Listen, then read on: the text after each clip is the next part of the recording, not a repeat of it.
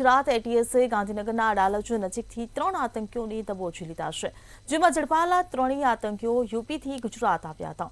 વધુ વિગતો સાથે જોઈએ આ વિસ્તૃત અહેવાલ। આઈએસકેપી સાથે જોડાયેલા આતંકીઓ ગુજરાતમાં કોઈ હુમલાને અંજામ આપે તે પહેલા જ ગુજરાત એટીએસે ગાંધીનગરના અડાલજ નજીકથી 3 આતંકીઓને દબોચી લીધા છે। ઝડપાયેલા ત્રણેય આતંકીઓ યુપીથી ગુજરાત આવ્યા હતા અને તેઓના કબજામાંથી 3 પિસ્તોલ, 30 કારતૂસ અને કેમિકલ પણ મળી આવ્યું છે। ઝડપાયેલા 3 આતંકીઓ પૈકી ડોક્ટર અહેમદ મોહદ્દીન સૈયદે ચીનમાં MBBSનો અભ્યાસ કર્યો છે। તે કેટલાક વિદેશી લોકોના સંપર્કમાં હોવાનું પણ સામે આવ્યું છે। ડોક્ટર સૈયદ મોટું ફંડ મેળવી અને મોટા આતંકી હુમલાનો પ્લાન કરતો હોવાની એટીએસને વિગત મળી અને તે સાયનાઇડ કરતા ખતરનાક ઝેર બનાવવાનો પ્રયાસ પણ કરી રહ્યો હોવાનો ઘટસ્ફોટ થયો હતો। અમારા ગુજરાત એટીએસના ડીવાયએસપી SL ચૌધરીને એક બાતમી મળી હતી કે એક હૈદરાબાદનો રહેવાસી માણસ છે જેનું નામ અહેમદ મોહ્યુદ્દીન સૈયદ છે। એક આતંકવાદી પ્રવૃત્તિ ધરાવનાર માણસ છે અને એ દેશમાં કોઈ મોટી આતંકવાદી એક્ટિવિટી કરવાવાળો છે અને આજ આતંકી પ્રવૃત્તિની જે કાવતરું છે એના ભાગરૂપે કોઈક કામે ગુજરાતમાં પણ આવેલ છે। આ ઇન્ફોર્મેશન જ્યારે SL ચૌધરી સાહેબને મળી એને એ સિનિયર અધિકારીઓ જોડે શેર કરવામાં આવેલ, ઘણી બધી ટીમ્સ બનાવવામાં આવેલી અને એ માણસની જે ટેકનિકલ ઇન્ફોર્મેશન છે એના ઉપર કામ કરવામાં આવેલ। આના CDR લોકેશન્સ વગેરે બધું લેવામાં આવેલો। એ માણસની લોકેશન્સ જાણતા ખબર પડી કે હાલમાં જ હૈદરાબાદથી બાય રોડ અમદાવાદ ખાતે આવેલ છે। એના મૂવમેન્ટને ટ્રેક કરતા પરમ દિવસે ઇવનિંગમાં અડાલજ ટોલ નાકા પાસેથી એક આંધ્રપ્રદેશ નંબરની ગાડી મળી આવેલ, જેમાં એક માણસ બેસેલો હતો, જેની આઈડેન્ટિટી પૂછતા જે ઇન્ફોર્મેશનવાળો માણસ હતો એ જ એની અંદર હતો। ગુજરાત એટીએસે 4 મહિના પહેલા અલ-કાયદા સાથે જોડાયેલા 4 લોકોની ધરપકડ કરી હતી। તો આ 4માંથી 2 વ્યક્તિ ગુજરાતના અમદાવાદ અને મોડાસાના હતા, જ્યારે 2 વ્યક્તિ દિલ્હી અને નોઈડાના હોવાનું સામે આવ્યું છે। અલ-કાયદાના દક્ષિણ એશિયા ક્ષેત્ર સાથે જોડાયેલા AQIS અલ-કાયદા ઇન ઇન્ડિયા સબકોન્ટિનેન્ટની વિચારધારાનો પ્રચાર પ્રસાર કરતા હતા। તેઓ સોશિયલ મીડિયા અને કેટલીક સસ્પેક્ટ એપ્લિકેશન દ્વારા અલ-કાયદાની વિચારધારા સાથે જોડાઈને અને ફેલાવવા સુધીની કામગીરીમાં સક્રિય હતા। બ્યુરો રિપોર્ટ, મંતવ્ય ન્યૂઝ। સુરત જિલ્લાના બારડોલીના 23,000 ફૂટ ઊંચાઈએ ફસાયેલા પિતા પુત્રીના મૃતદેહ મળ્યા છે। નેપાળના અન્નપૂર્ણા 3 પર્વત પર ભારે હિમવર્ષામાં 19 દિવસથી ગુમ થયા હતા। તેમના મોત થતાં જ સુરતમાં શોકની લાગણી છવાઈ ગઈ છે। વધુ વિગત સાથે જોઈએ આ અહેવાલ। સુરત જિલ્લાના બારડોલી તાલુકાના કડુદ ગામના એક પર્વતારોહક પિતા અને તેમની પુત્રી નેપાળમાં ટ્રેકિંગ દરમિયાન ગુમ થયા બાદ શોકજનક સમાચાર સામે આવ્યા છે। ભારે હિમવર્ષા બાદ સંપર્ક વિહોણા બનેલા જિગ્નેશભાઈ ભંડારી અને તેમની પુત્રી પ્રિયાંશીના મૃતદેહ આજ રોજ શોધખોળ દરમિયાન મળી આવ્યા છે। આ ઘટનાથી કડુદ ગામ અને સમગ્ર સુરત જિલ્લામાં શોકની લાગણી ફેલાઈ ગઈ છે। કડુદ ગામના રહેવાસી જિગ્નેશભાઈ અને તેમની ધોરણ 11માં અભ્યાસ કરતી પુત્રી પ્રિયાંશીને દુર્ગમ પહાડી વિસ્તારોમાં ટ્રેકિંગ કરવાનો ભારે શોખ હતો। આ શોખને સંતોષવા માટે બંને પિતા પુત્રીને નેપાળના પડકારરૂપ અન્નપૂર્ણા 3 તરફના ટ્રેકિંગનું આયોજન કર્યું હતું। પિતા પુત્રી ગત 14 ઓક્ટોબરના રોજ નેપાળ જવા રવાના થયા હતા। આ સાથે જ 21 ઓક્ટોબરના રોજ તેમને પર્વતારોહણની શરૂઆત કરી હતી। તેઓનો 31 ઓક્ટોબર સુધીમાં પરત ફરવાનો નિર્ધારિત કાર્યક્રમ હતો। જિગ્નેશભાઈની પત્ની જાગૃતિબેને છેલ્લે 21 ઓક્ટોબર 2025ના રોજ ફોન પર વાત કરી હતી।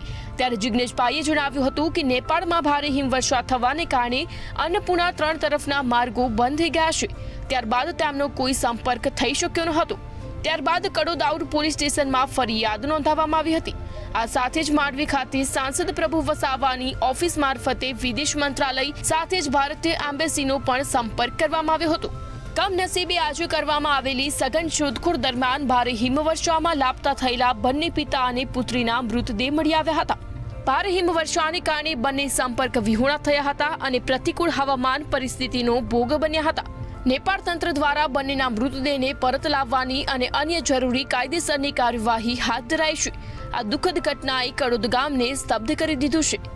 બ્યુરો રિપોર્ટ, મંતવ્ય ન્યૂઝ। અમદાવાદના સરખેજમાં અયમન 52 ફ્લેટમાં સિક્યુરિટી ગાર્ડ સાથે મારામારીની ઘટના ઘટી હતી। એન્ટ્રી વગર ઘૂસતા ડિલિવરી બોયને ગાર્ડે રોકતા બબાલ થઈ હતી।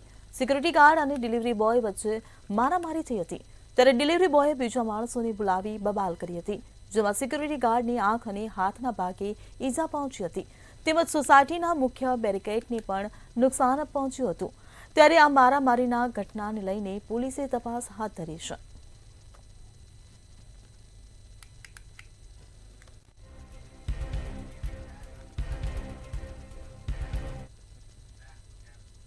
અમદાવાદના વટવા વિસ્તારમાં બુટલેગરનો આતંક જોવા મળ્યો છે। વટવા વિસ્તારમાં દારૂના ધંધાને લઈને થયેલા વિવાદે ગંભીર સ્વરૂપ ધારણ કર્યું હતું। બુટલેગર દ્વારા એક પરિવારને ધમકાવીને તેમના ઘરમાં તેમજ 2 ટુ વ્હીલરમાં આગ લગાવી દેવામાં આવી હતી। આગથી ઘરમાં ભારે નુકસાન થયું હતું અને વિસ્તારમાં દહેશત ફેલાઈ હતી। આગની જાણ થતાં જ ફાયર બ્રિગેડની ટીમે ઘટના સ્થળે પહોંચી આગ પર કાબુ મેળવ્યો હતો, જ્યારે વટવા પોલીસે પણ ઘટના સ્થળે પહોંચીને શંકાસ્પદ બુટલેગર સામે ગુનો નોંધી તેની ધરપકડ કરવા માટેના ચક્રો ગતિમાન કર્યા છે।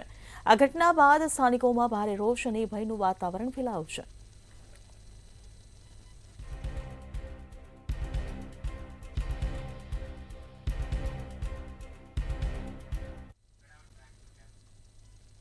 છોટાઉદેપુરના બોડેલીમાં દારૂ ભરેલી બેફામ દોડતી કારે અકસ્માત સર્જાવાની ઘટના સામે આવી છે। કાર ઇકો અને બાઇકને અડફેટે લેતા અકસ્માત સર્જાયો હતો, જો કે અકસ્માતમાં સદનસીબે કોઈ જાનહાનિ થઈ નથી। ત્યારે સમગ્ર મામલે પોલીસે એક આરોપીને ઝડપી પાડ્યો છે। અન્ય આરોપી ફરાર થતા પોલીસે વધુ તપાસ હાથ ધરી છે।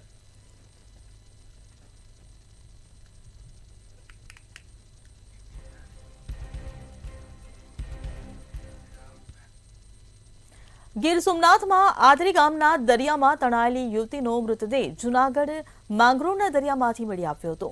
માંગરોળ તાલુકાના ઢેલાણા ગામની યુવતી કે જેઓ ગીર સોમનાથના આદરી ગામે ફરવા ગયા હતા અને ફોટો પડાવવા દરિયામાં અંદર જતા 4 જેટલા લોકો તણાયા હતા, પરંતુ સદનસીબે 3 લોકોને તરવૈયાઓએ બચાવી લીધા હતા, પરંતુ એક યુવતી ગુમ થતાં તેમની શોધખોળ હાથ ધરી હતી। ત્યારે માછીમારો દ્વારા મૃતદેહને દરિયામાંથી બહાર કાઢી સરકારી હોસ્પિટલમાં ખસેડવામાં આવી હતી।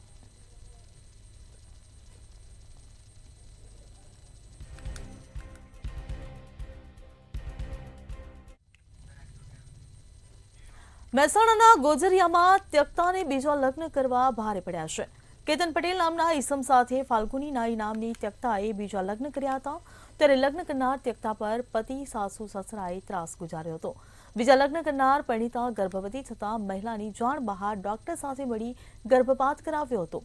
વિસનગરની શારદા મેટર્નિટીમાં ગર્ભપાત કરાવ્યાનો આરોપ કરવામાં આવ્યો છે, જ્યારે ગર્ભપાત કરનાર ડોક્ટર પતિ અને સાસુ સસરા સામે પરિણીતાએ લાંગણજ પોલીસ સ્ટેશનમાં ફરિયાદ નોંધાવી છે।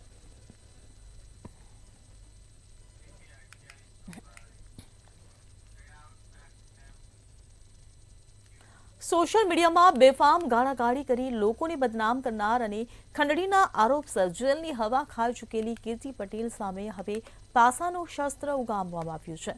ગુનાહિત ઇતિહાસ અને વારંવાર ગુના આચરવાની ટેવને ધ્યાનમાં રાખી સુરતની કાપોદ્રા પોલીસે કીર્તિ પટેલની પાસા હેઠળ અટકાયત કરી વડોદરા મધ્યસ્થ જેલમાં ધકેલી દીધી છે।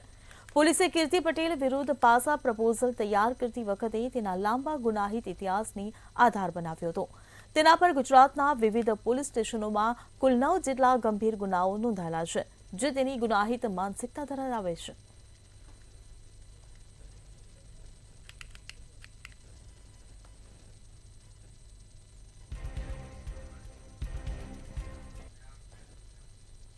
વડોદરા મનપામાં સત્તાધીશો લૂંટ મચાવતા હોય તેવો કિસ્સો સામે આવ્યો છે।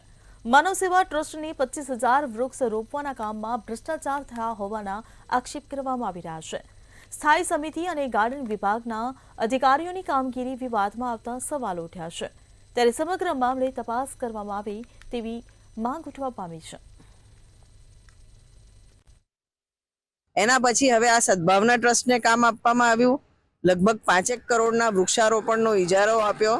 કામમાં 2 વર્ષ મેન્ટેનન્સ સાથે એટલે 3 વર્ષ વૃક્ષ નાખ્યા પછી એમને મેન્ટેન કરવાનું। એનો અર્થ એ થાય કે કોઈ બી વૃક્ષ 3 વર્ષ સુધી મૃત્યુ પામે કે એને કોઈ ડેમેજ થાય તો એમને રિપ્લેસ કરીને નવું ઝાડ નાખવું જોઈએ। એમાં હાઇટના બધા બી નિયમ છે, પણ તમામ નિયમના લીલે લેરા ઉડી ગયા છે।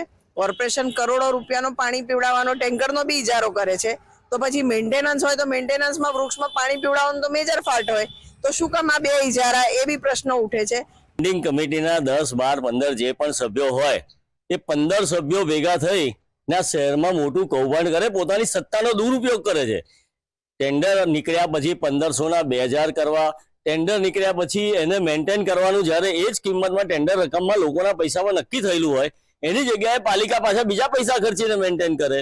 તો આ 15 જે 10, 12, 15 જેટલા બી સભ્યો સ્ટેન્ડિંગમાં હશે, આ બધા abuse and misuse of power, પોતાની સત્તાનો દુરુપયોગ કરવાનો ભ્રષ્ટાચાર નિવારણ અધિનિયમ 1988ની 13 ગણો ભંગ કરી રહ્યા છે. 7 વર્ષની સજાનો ગુનો લાગી શકે. શું મોટો ફરિયાદ કરે કે કોઈ માણસ આની અંદર આ બધા જ કાગળિયા લઈને એસીબીને ફરિયાદ કરે તો આ બધા રિસ્પોન્સિબલ થાય. સ્માર્ટ સિટી વડોદરા મહાનગરપાલિકા બની છે દલા તલવાડીની વાડી. પ્રધાનમંત્રી નરેન્દ્ર મોદી હોય કે ગુજરાત સરકારના મુખ્યમંત્રી ભૂપેન્દ્રભાઈ પટેલ હોય, વડોદરા શહેરના વિકાસ માટે પૈસા આપે છે, પરંતુ વડોદરા શહેર મહાનગરપાલિકાના ભ્રષ્ટ સત્તાધીશો અને દિશાહીન અધિકારીઓના પાપે વડોદરા શહેર ખડોદરા, ભુવાનગરી અને મચ્છરનગરી બની ચૂકી છે. ત્યારે હવે એક ભ્રષ્ટ નીતિનો કિસ્સો સામે આવ્યો છે. છોડમાં રણછોડ ના સૂત્રો પોકારી વૃક્ષારોપણ કરતા ભ્રષ્ટ સત્તાધીશોએ આમાં પણ ભ્રષ્ટાચાર કર્યો છે. વડોદરા મહાનગરપાલિકાએ એક ટેન્ડર બહાર પાડ્યું અને એમાં 25,000 ઝાડ રોપવાનું મેન્ટેનન્સ સાથે કામ સોંપવાની વાત આવી. એ દરખાસ્ત વડોદરા મહાનગરપાલિકાની સ્થાયી સમિતિમાં આવ્યું. સ્થાયી સમિતિએ નિશ્ચય કર્યો કે એને 1500 રૂપિયા લેખે કામ કરવું હોય તો કરે, નહીં તો બીજા પાસે કરાવવું. પરંતુ શું માનવ સેવા ટ્રસ્ટ સાથે સ્થાયી સમિતિના સભ્યોએ કે મુખ્ય સત્તાધીશે વહીવટ કટકી કરી લીધી. બીજી સ્થાયી સમિતિ મળે એમાં ઠરાવમાં સુધારો કરી દીધો અને એમાં લખી દેવામાં આવ્યું કે મ્યુનિસિપલ કમિશનરની મૂળ દરખાસ્ત આવી છે તેને પ્રમાણે મંજૂર કરવું.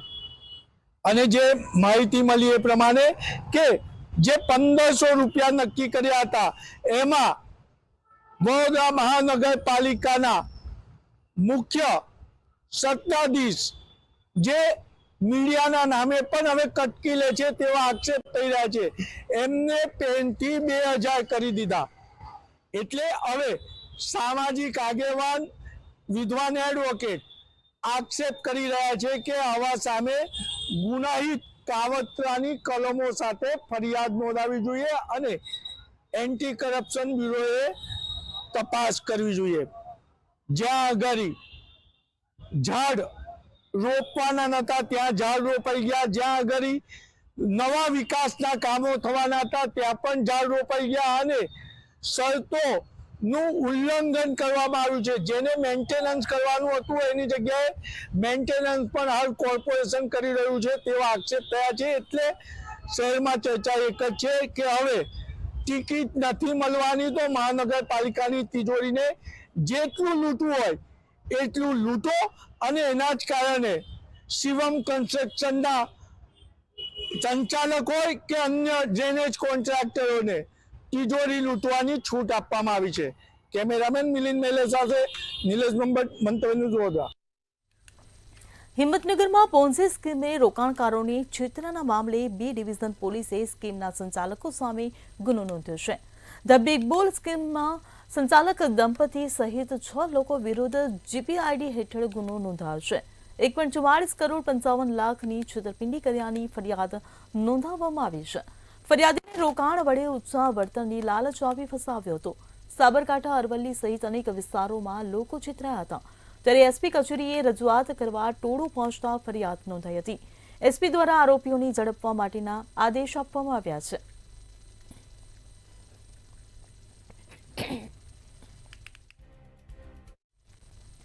સ્માર્ટ સિટી વડોદરામાં વધુ એક ભૂવો પડ્યો છે. નવાયાર્ડ લાલપુર ખાતે સતત ચોથી વખત ભૂવો પડ્યો છે. સ્થાનિક કાઉન્સિલરે રજૂઆત કરી છે, છતાં પણ તંત્ર નિંદ્રામાં હોય તેવું લાગી રહ્યું છે. અગાઉ ભૂવાને કારણે એક વ્યક્તિએ જીવ ગુમાવ્યો હતો. નવાયાર્ડ લાલપુર ખાતે સતત ચોથી વખત ભૂવો પડતા લોકોમાં રોષ જોવા મળ્યો છે.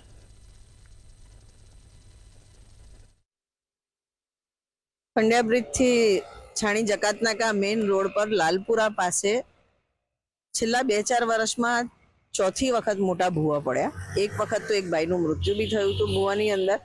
અને ખૂબ લડત કર્યા પછી પંડ્યા બ્રિજથી માઇક્રોટનલિંગ દ્વારા કલાસવાના નાળા સુધી પાણીની લાઈન નાખવાની હતી, જે ડ્રેનેજ લાઈન નાખવાની હતી, જે લાલપુરા આગળ આવીને એ લોકોએ સ્ટોપ કરી દીધી. સેકન્ડ ફેઝમાં લાલપુરાથી કલાસવા નાળાની અમે લેખિતમાં ડિમાન્ડ અનેક વખત કરી છે, પણ જ્યાં રોડના કામ આવે ત્યારે ભારતીય જનતા પાર્ટી નીચેના કામો ભૂલી જાય છે. રોડના એટલા બધા ભ્રષ્ટાચાર હોય છે કે રોડના કામ માટે એ લોકોએ નીચેના ઇન્ફ્રાસ્ટ્રક્ચરનું કામ પૂર્ણ કર્યું નહીં.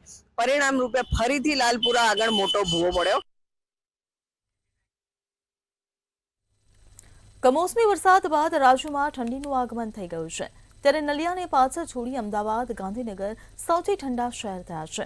તો શું છે સમગ્ર અહેવાલ, આવો જોઈએ.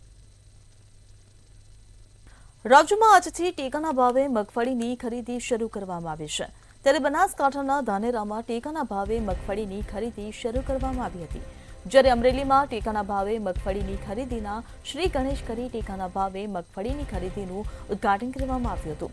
આ સાથે જ બોટાદમાં ટેકાના ભાવે મગફળીની ખરીદીનો પ્રારંભ થયો હતો, જેમાં 4 કેન્દ્રો ફાળવ્યા હતા, જે પૈકી 2 કેન્દ્રો પર મગફળીની ખરીદી શરૂ કરવામાં આવી હતી. તેમજ રાજકોટના જસદણમાં ટેકાના ભાવે અલગ અલગ કેન્દ્ર પર મગફળીની ખરીદી શરૂ કરવામાં આવી છે.